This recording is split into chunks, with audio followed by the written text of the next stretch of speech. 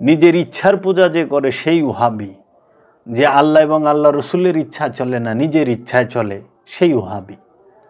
আরও অনেক দলিল দস্তাবেজ কোরআন থেকে তুলে ধরা যায় আছে, কিন্তু যে মানার এখান থেকেই মানবে, আর যে মানবে না তাকে হাজার বললেও মানানো যাবে না।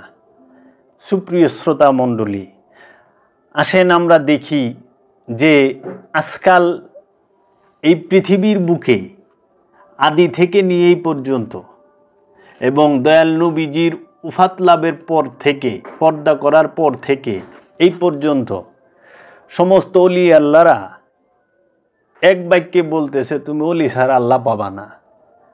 আর এখনকার কিছু মাদ্রাসা পাশ করা ওহাবি খারিজি, সবাই নয়, যারা ওহাবি, যারা খারিজি মতাদর্শের অনুসারী, তারা বলতেছে ওলি লাগবে না, সোজা আল্লাহকে ডাকো।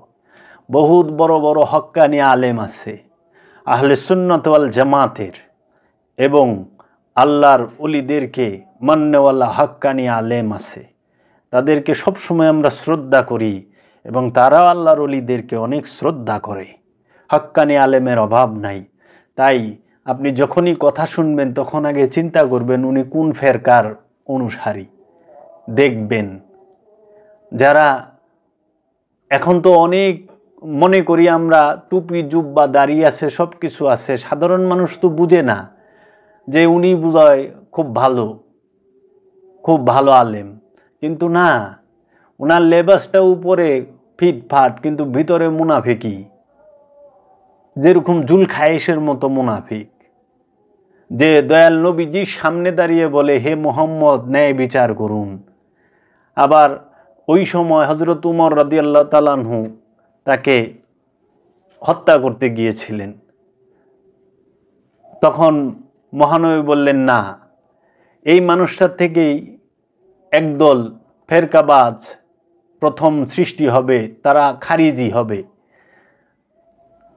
তীর যেরকম ধনুক থেকে বের হয়ে যায়, ঠিক ইসলাম থেকে তারা ওইভাবে বের হয়ে যাবে। তাদের জুব্বা কুব্বা লেবাস, তাদের আমল দেখে তোমরা ভয় পেয়ে যাইবা। তারা এত কোরআন পাঠ করবে, এত সালাত পড়বে, এত কিছু করবে, কিন্তু তাদের ঈমান থাকবে এই হলকের গলার হাড্ডির উপরে, জবানেই, অন্তরে প্রবেশ করবে না। তারা তীর যেরকম ধনুক থেকে বের হয়ে যায়, ইসলাম থেকে এইভাবে তারা বের হয়ে যাবে, খারিজ হয়ে যাবে। পরবর্তীতে যখন দরবারে নববীতে, মসজিদে নববীতে ঢুকে, তখন দেখে জুলখায়ে সবার আগে মসজিদে বসে রয়েছে। এই হলো অবস্থা।